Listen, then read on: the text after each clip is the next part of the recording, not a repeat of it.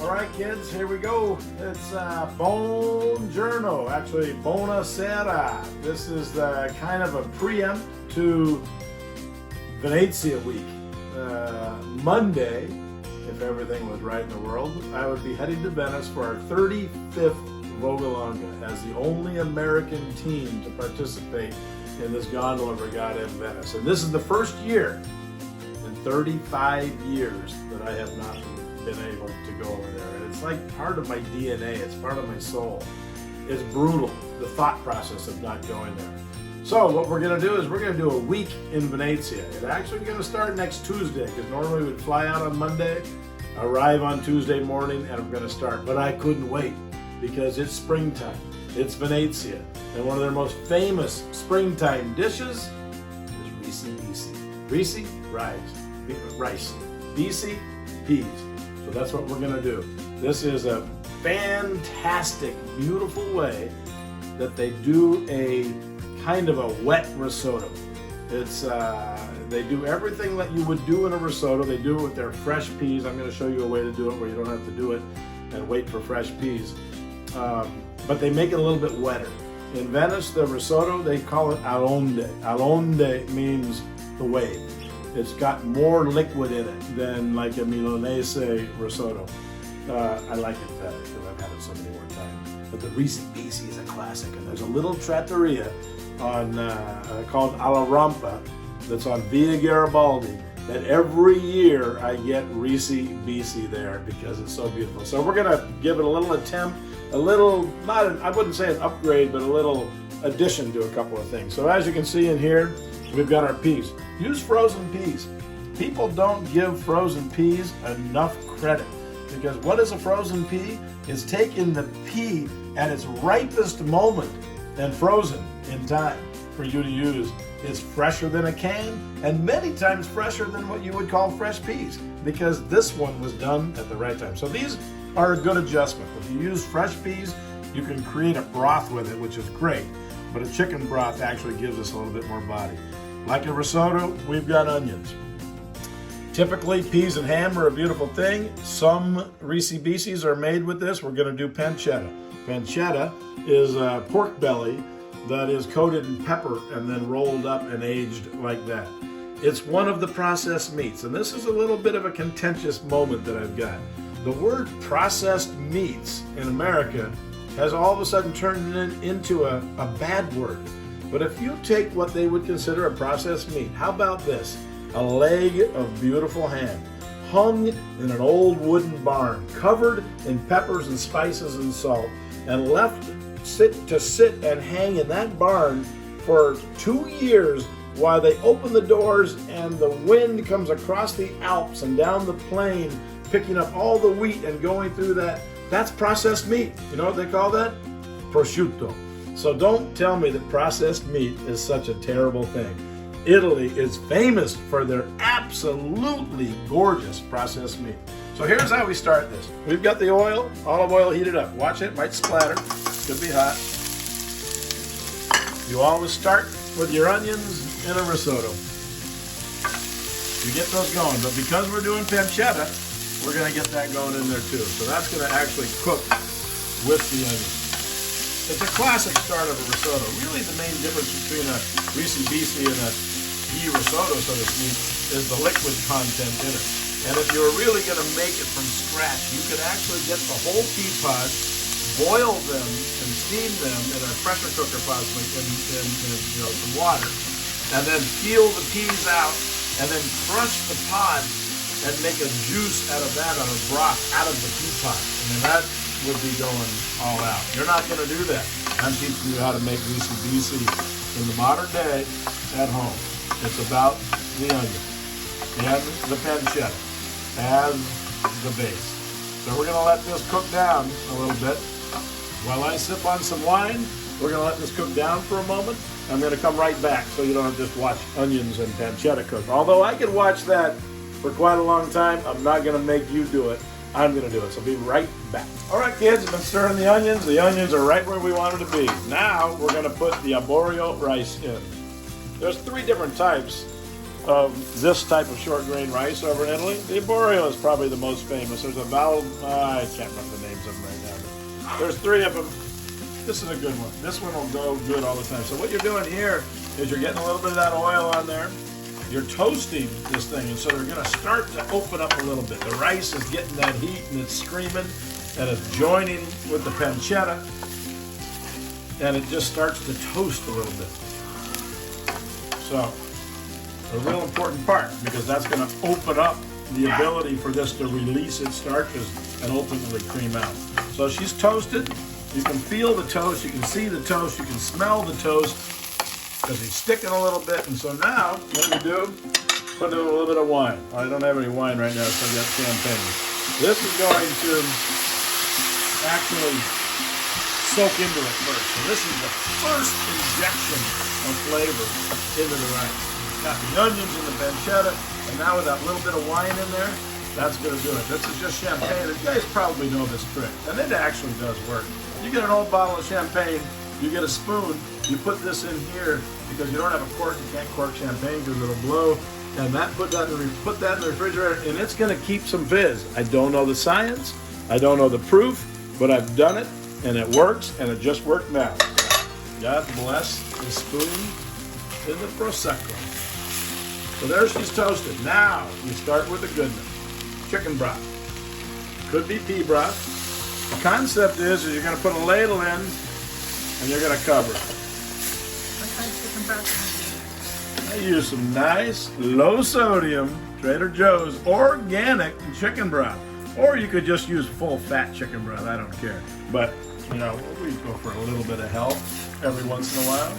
This is all really good food. You eat big flavor, big food in moderation. Why wouldn't you? You could always sit around and make a fancy, cutesy, little, healthy, greeny type meal, but you're not going to be satisfied. You're going to convince yourself you are. So look at me, I'm eating healthy. Or do you want something like this? This ain't going to hurt you. This is healthy. People have been eating this for 1,000 years, and they're doing just fine. These fancy, dancy little dishes that they've been making lately have been going on for a few years. Come on. I'd go on with 1,000 if I'm a betting man. So what you're doing here on this beautiful risotto start, pancetta, onion, white wine, and rice with a little bit of olive oil, and she's just bubbling in. The concept here, and I'm just going to go a little longer before we get into the long part where you don't have to watch, is you're going to let this, you're going to stir this. What you're doing, you're letting it cook slowly. It's not like doing a rice where you put it in a pot and put your rice and put the top on and simmer it, let it go down. Beautiful. That can make some nice rice. Great for basmati. I love it, and great for a really good sticky rice. But for risotto, there's got to be movement. You got to have the wooden spoon. You've got to have the constant movement of the rice. You got to have the constant pouring of the broth, and ultimately you're going to get to a point where it's going to release. And all of a sudden, people think that sometimes risotto is too creamy, and you're putting cream. There's no cream in risotto. Not a good risotto. It's the rice that finally explodes and lets loose of its starch, and it goes in and becomes a cream completely naturally. Finish with a little Parmesan, finish with a little butter, and all of a sudden you've got a beautiful thing. Risi, Bisi, finish with a little bit more broth, and you've got even a more beautiful thing. So we're going to get going on this one. Right here, you can see as the broth now is below the top. So we're going to grab another ladle, and we're going to get that back to the top, and we're going to go through the whole process again. But I'm not going to carry you with me this whole way, all right? You guys go crack open a bottle of wine. You get yourself ready for a beautiful meal. If you had thought of getting some rice, if I had told you to get some rice and I told you to get these ingredients, then right now, your kitchen, if you were following along with me, would smell just like my kitchen. And that would be Smell-O-Vision-Cooking-TV.com. So I'm going to have myself a little glass while I stir, because it's kind of a two-handed sport. You've got a wooden spoon in one hand with a big bowl of rice and a glass of Chianti in the other. Man, I hope this risotto doesn't cook too soon, because I'm having a good old time. See you in a minute. All right. The next stage, we're adding the Bisi, the peas. Peas are going in. It's going to slow down that cooking process a little bit. So So before I put the broth in, we'll get it all heated up so everything starts to level out. One of the keys is you notice how this has got a little bit of a bubble going in it. You kind of want your broth to be very hot. Well, you don't kind of. You need your broth to be very hot. So you can see we've lost our broth or our fill. So now we're going to get that baby filled up again, and it's going to start to come up to a bubble. Now I'm going to add in a little of the parsley sauce. This is a parsley garlic sauce. If anybody is from around here, they know where it's from, because I didn't bother making it myself, because Angelo at Angelo's Deli makes it the best. You've had it on the Torpedo. The Torpedo is the best sandwich in Belmont Shore, and it has this as the base. So we're going to put a little bit of this baby in there, because that is going to add a garlic flavor and a parsley flavor with a slight little bit of oil, and that's going to blend in with the whole darn thing, and it's going to turn out super flavorful because of that little injection of Angelo's in there. If not, you want to make a parsley sauce, you can grind up some parsley, olive oil, and garlic, put it in your food processor, and then make it as garlicky or as parsley as you like. But for now, since Angelo is the main Italian man on the block, we're going with that method. So we're going to stir that, probably going to get maybe 2 more. We're going to come back. Maybe the next one might show the creaming, maybe not. But again, you don't have to sit here through this whole time. Get back to your wine. I'm going to get back to my wine. And there might have been a little miscommunication back in there when I talked about the champagne. White wine goes in at that very first stage right there. I didn't have white wine. What is Prosecco? Well, it's white wine with bubbles. Does the pan know it has bubbles? Does the rice know that it has bubbles? Do the peas know that it has bubbles? I don't think so. And champagne risotto is on menus around the world, so sounds fancy, but it's white wine with bubbles. That'll kill the bubble, give the flavor, put the bubble back into the peas and the risotto of where you need it. This big pot of beautiful Risi Bisi is getting close, so we'll be right back with you. All right, we've been stirring for about 20 minutes now. You know, the magic of TV. You've watched it. Now, if you notice this, you're looking at this, it looks like I dumped a little cream in there because it's starting to cream. The rice is starting to release its starch and its juices on that outer covering, and it looks creamy, but it's not. That's just the rice. So at this point, what we're going to do, I'm going to turn it off. She's done cooking. She's lost a lot of her liquid.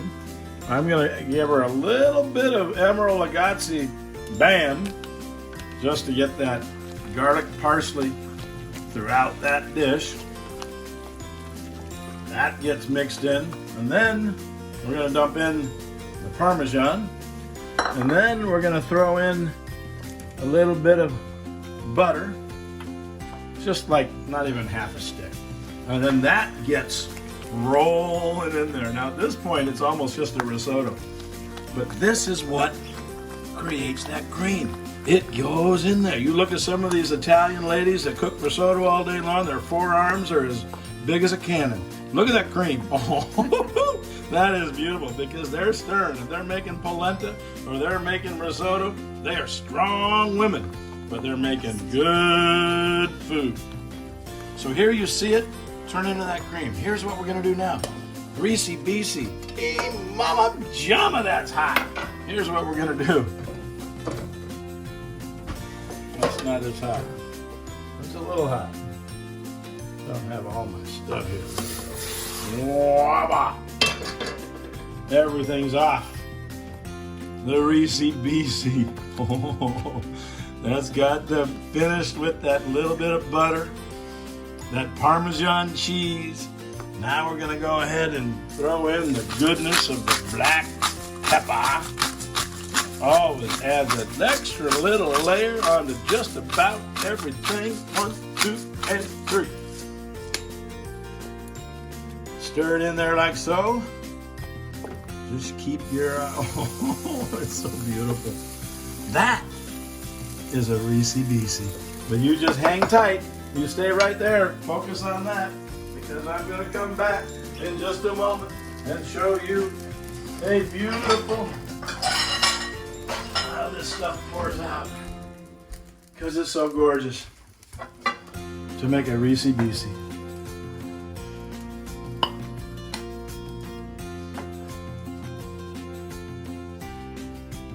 That is Risi Bisi. So, welcome to Venezia. Look for it next week. One solid week, Tuesday through Tuesday, actually Tuesday through Monday, of all the things that I eat and do in Venezia every single year for 35 years. We're going to show it to you live and taped and in person. And if you can follow me around, you'll experience it too. This is going to be a great week. So this is the beginning. Happy Memorial Day. Happy Risi Bisi. Arrivederci for now. Ciao.